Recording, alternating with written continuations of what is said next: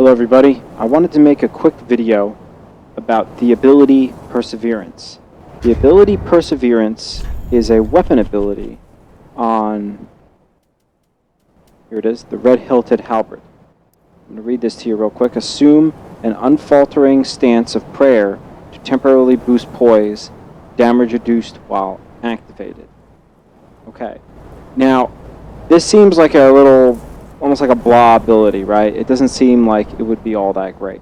But actually, this ability has a lot of value, and I was very impressed by it, which is why I wanted to make this video, because I'm sure there's other variations of this ability throughout the world of Dark Souls 3, and I think it probably deserves some degree of attention, not just because of the statistical advantage it gives you, but because of the strategic advantage it gives you if used at the correct moment.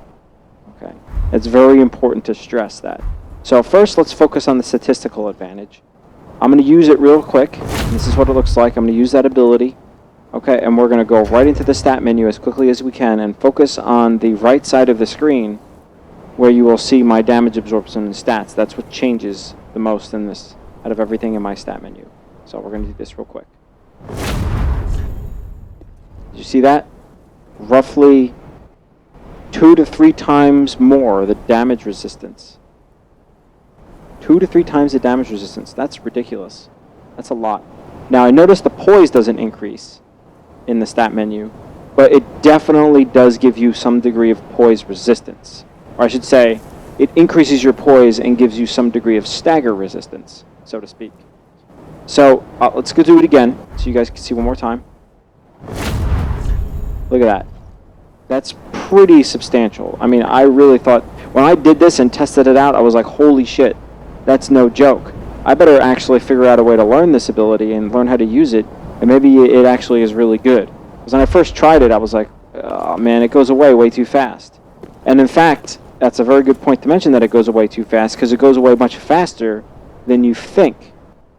So, if you notice, look how slow it takes for this for the thing to fade there. That's like 3 or 4 seconds, right? Before my glow starts to fade away. That actually the ability goes away much faster than that. Okay. Try to focus on his feet. I'm gonna do the stat menu trick again, and see when the glow starts going away versus when the stats actually drop. Did you see that? Basically, it's almost like as soon as this animation stops, right there, that's when the ability ends. So that's about half the time that you would originally perceive as this ability being effective, because you still have that glow on you. Okay, so that's really, really interesting. So you really don't have much time to take advantage of that ability. And that got me thinking, what is a moment in time or in a battle where you use a quick movement to avoid attack or to gain the advantage? That is when you're rolling or dodging. What an extremely important moment in a battle, when you dodge around to avoid attack. Okay, so what we're gonna do here is I'm gonna show you how it's used. I'm gonna go get hit by this guy just so you can see the damage. Okay, that was a 2-hit combo right there. All right, we saw how much damage that did. This guy's going ape shit on me. Fucking douchebag. Bring him down here to level terrain. Alright, we're gonna try to use it. You see the second hit? How much little damage that did? It was ridiculous. Okay, and another thing about that's really good, and you can see how I used it.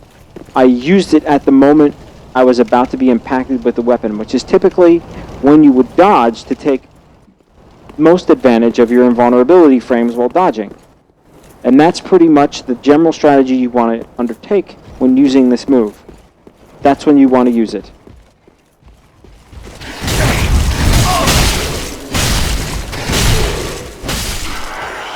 And the reason why you want to use it then is because not only does it set you up to attack him during the recovery of his initial assault, but if your attacks are strong enough, you also can set him into a routine of epic level stun lock, as you see I did to that guy.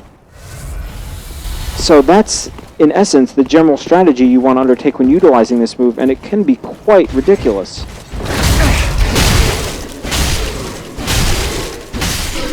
Look at that damage reduction. Craziness. Craziness.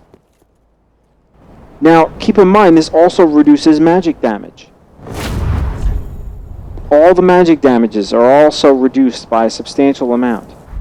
So if you have shitty magic resistance and you're about to be attacked with a big-ass spell, okay, what a better way to confuse your attacker than just doing this and stabbing them in the throat. Holy crap. Awesome. You know? Fire damage. Fuck you. You know? Magic damage. Fuck you. It's like a huge middle finger. It's awesome. Okay, it's awesome. Now, whether or not this is as awesome later on in the game, that has yet to be tested and seen. So we will have to see the effect of that. But anyway, I hope you guys enjoyed the video. I thought this was a really interesting ability to showcase, and I hope you guys do some experimentation with it, maybe test it out.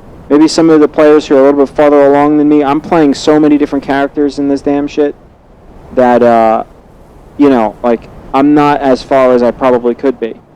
You know, I'd say with my mage, my main character that I'm playing, I'm about halfway through. Alright? I'm probably going to get way farther this weekend. I'm going to put out a lot more mage videos because I'm really digging the mage at the moment. I know a lot of people aren't, but I'm digging it. I think it's kind of interesting move sets and interesting in versatility. I'm going to build a whole video explaining that. But anyway, that's another time, another topic later this weekend. Hope you guys enjoyed the video. Please comment or ask any questions that you want in the comment section.